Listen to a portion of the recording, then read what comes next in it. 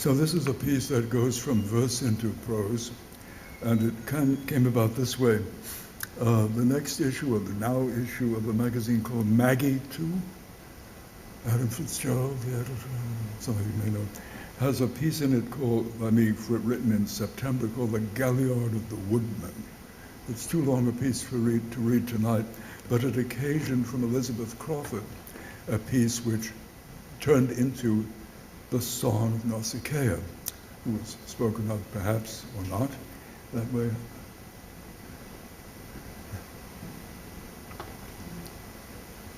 I will speak very slowly till they sit down. That's right. Nausicaa got referred to, so I answered that poem in turn. So this is generation 3, that's called Nausicaa, which produced yet another text later.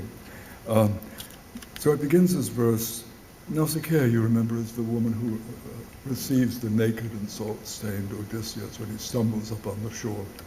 And they have a prolonged, what would you say in the newspaper now, prolonged and tumultuous affair, something like that, which led her no particular where, except that the great Samuel Butler, the great Cameron, and Samuel Butler described Nausicaa as the woman who wrote the Odyssey, and his text called The Authoress of the Odyssey is something to look at. Anyway, Nausicaa. Doesn't Nausicaa need old Odysseus to come stumbling to her up out of the surf? The sun so strong, by the time he reaches her and throws his arms down around her, her thighs feel the scurf of salt already dry on his. Such a danger when people stand close. But what does he feel while she feels? Does he feel a yielding river in her, old Potamos, a river that lets you in, says, come enter me, come float away in me with me, for a river is slender and goes somewhere, while your old ocean is fat and nowhere bound. I rescue you. Did she feel him feeling her saying all such things with the muscles of her flanks and of her ribs before he passed out in exhaustion and slid down her body to the ordinary sand? But what about this business, salt on her thighs? How did she know it was salt? She licked it. He was exhausted, passed out at her feet. What is the white stuff on his thighs in the rough hairs? She licked it to find out. Salt. Sea salt. What could she have expected? Listen, this isn't about sex. It's not all about sex, you know. She licked his inert thigh in the same way she would, walking through the woods on an autumn day, see an unfamiliar leaf lying in her path. A strange leaf. Perhaps the color of the inside of a hard green squash. A shape she had not seen before. She would pick up the leaf and, if there wasn't somebody like her mother looking, she'd lick the leaf quickly to know what it was. Just the same way she licked his thigh. No woods nearby, just the tang of seaweed, bull kelp tangled in the slush of tide. Sometimes she ate kelp.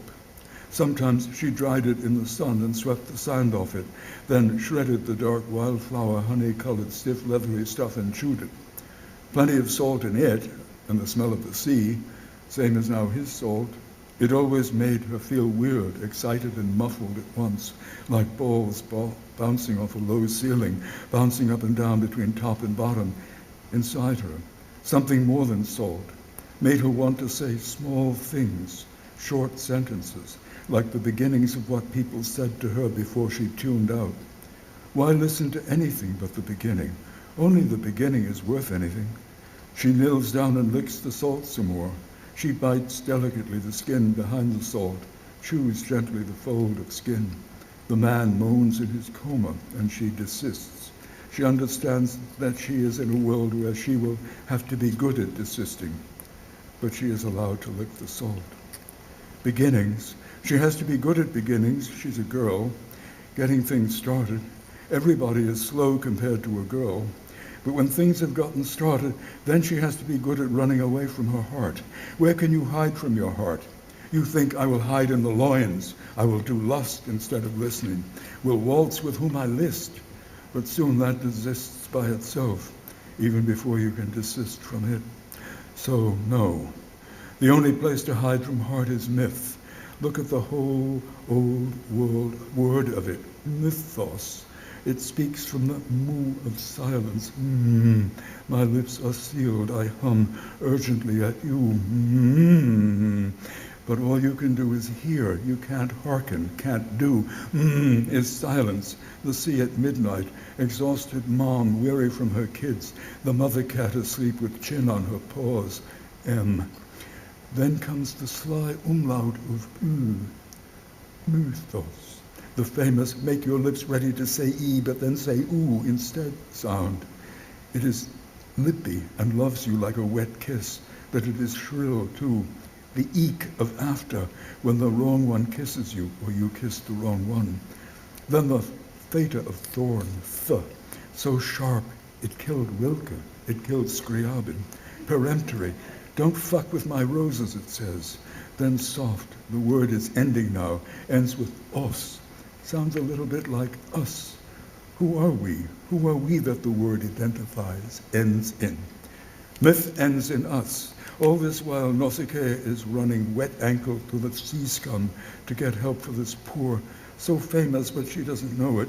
It will make him even more so later when she writes it down, her little poem in 24 fantasies all about him, every fantasy written out plain in hundreds of haikus, linked, silly enough to build a culture on, soulful, true. This comatose adventurer who had coming, wading ashore at her forever. So,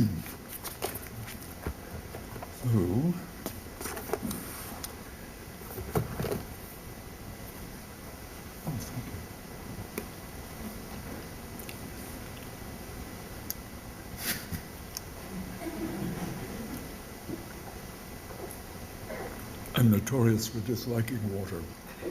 It's so alkaline. I should carry a lemon around for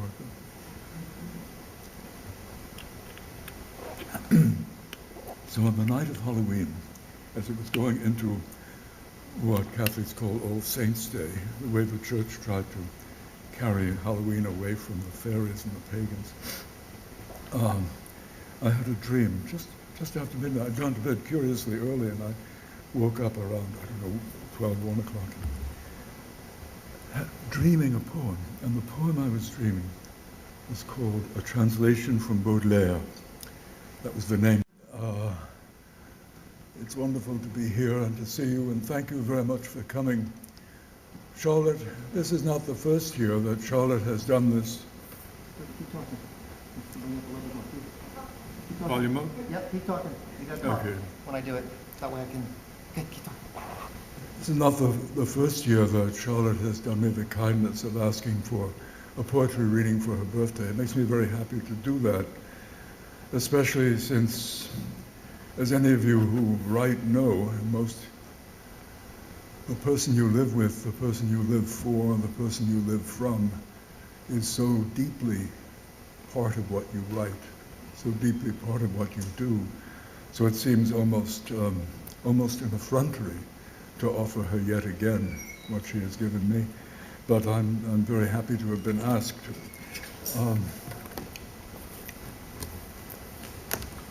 So I'm just going to read poems from the last couple of months. I write a lot, keep everything I write, save it, and most of what I write and save will never be seen again. But it doesn't seem right to me historically. It feels like a frightened little Catholic boy tearing up something naughty if I tear up an imperfect poem. So I just leave it alone, keep it in its date, and if nothing else, it serves as I can barely see. Why am I so far away? Well,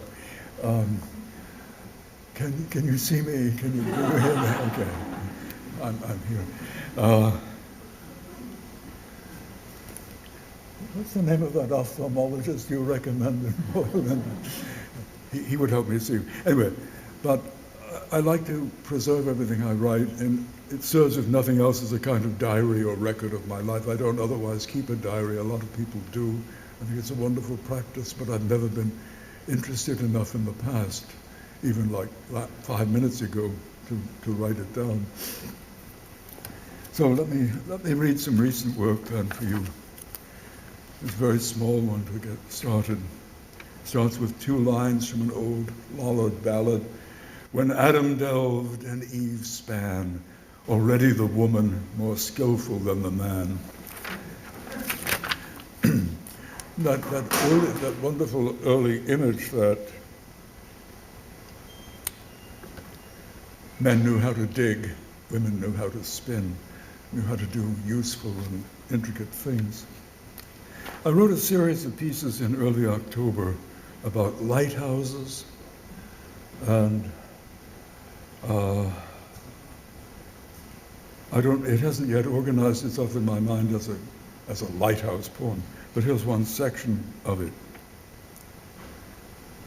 Or it was after all a lighthouse, and the dazzle of its function blinded me with accuracy until I supposed it was a hand reaching out to steady me in my dizziness I thought was the sea.